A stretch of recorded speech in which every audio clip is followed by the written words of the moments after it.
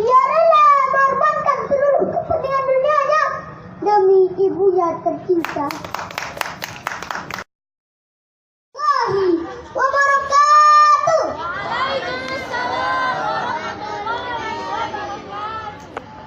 Hamdan wa syukran lillah, salatan wa salaman ala rasulillah wa ala alihi wa sahbihi wa mawala. Puji dan syukur marilah sama-sama kita panjatkan kehadirat Allah Subhanahu wa taala, yang mana Allah lah yang pengasih, yang tak pernah belis kasih, walau hambanya tak tahu terima kasih.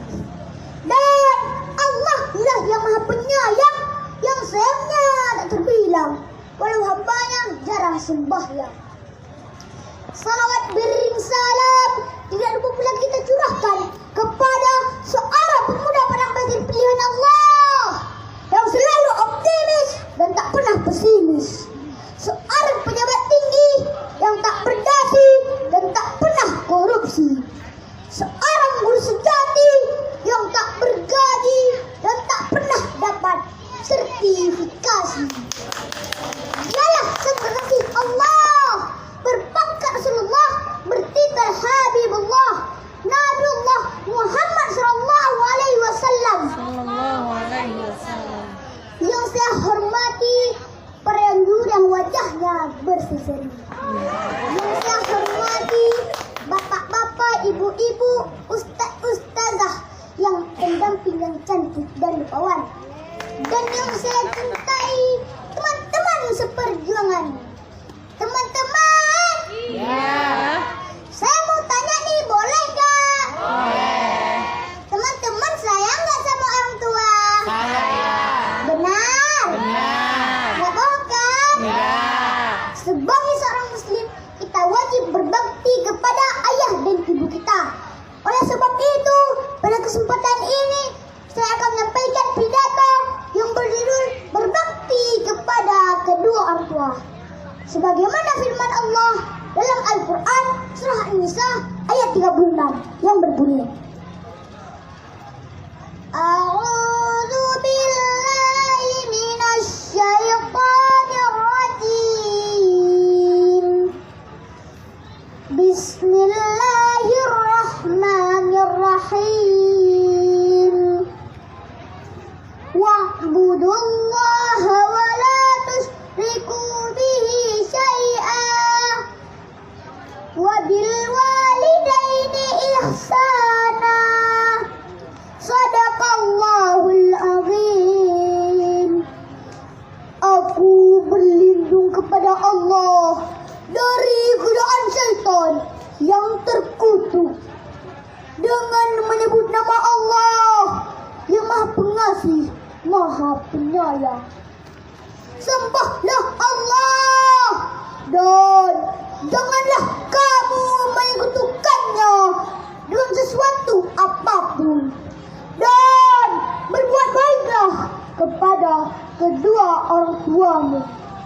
Maha benar Allah dengan segala firman-Nya. Kaum muslimin rahimakumullah, ayah berlah-lah mencari nafkah, ibu merawat dan mendidik bersusah payah. Karena itu, marilah kita menjadi anak yang salih dan salihah agar dapat membawa orang tua menuju surganya Allah. Rasulullah sallallahu alaihi wasallam bersabda, Ridallahi wiridal walidain. Ridha Allah tergantung pada ridha orang tua. Wa suhtullahi fi suhtil walidain. Dan murka Allah tergantung pada murka orang tua. Hadis riwayat Tirmizi. Kaum muslimin rahimakumullah, selain dalam Al-Quran dan hadis Rasulullah sallallahu alaihi wasallam,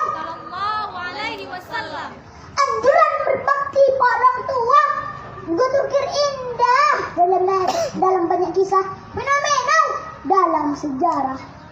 Contohnya baktinya Qarni pada ibunya, seorang pemuda yang tak dikenal di bumi tapi terkenal di langit. Dan ia tak punya apa-apa, Tapi setiap keinginan dan permintaan ibunya selalu berusaha ia penuhi. Dan puncak baktinya yang sangat menggugah adalah saat ia menggendong ibunya menunaikan ibadah haji dengan berjalan kaki dari negeri Yaman menuju ke Mekah.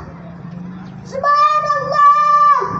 Bahkan ia rela mengorbankan seluruh kepentingan dunianya demi ibunya tercinta. Sehingga Allah menterinya dan memperkenalkannya pada seluruh penduduk Aceh.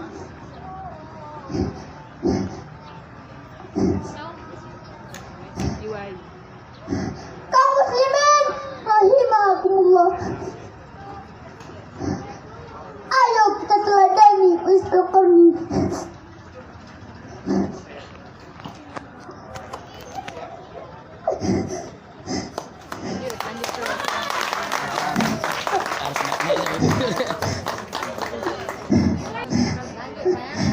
Sekarang marilah kita menjadi anak yang patuh pada kedua orang tua kita.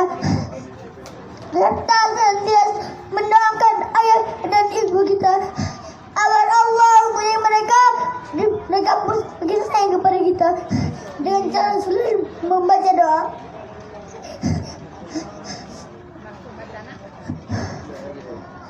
Allahumma ghfirli dzunubi wali walidayya warhamhuma kama rabbayani shaghira. Ya Allah, ampunilah dosaku dan dosa kedua orangku. Sayangilah mereka sebagaimana mereka mengikuti di waktu kecil. Amin. Hanya ini yang dapat saya sampaikan, lebih dan kurang saya maaf. Saya akhiri dengan sebuah syair Aceh. Dalam Al-Quran di naga surah narida Allah narida pemangan ayah wadeg mayu hajadak bengihkan Allah ketanya murga dikem dipo di langit manang jika terbang jiwa bagus dan ikut terbang nanti senang menang lebih bahagia bagus tak bagus penting keberanian wabillah taufiq walhidayah wassalamualaikum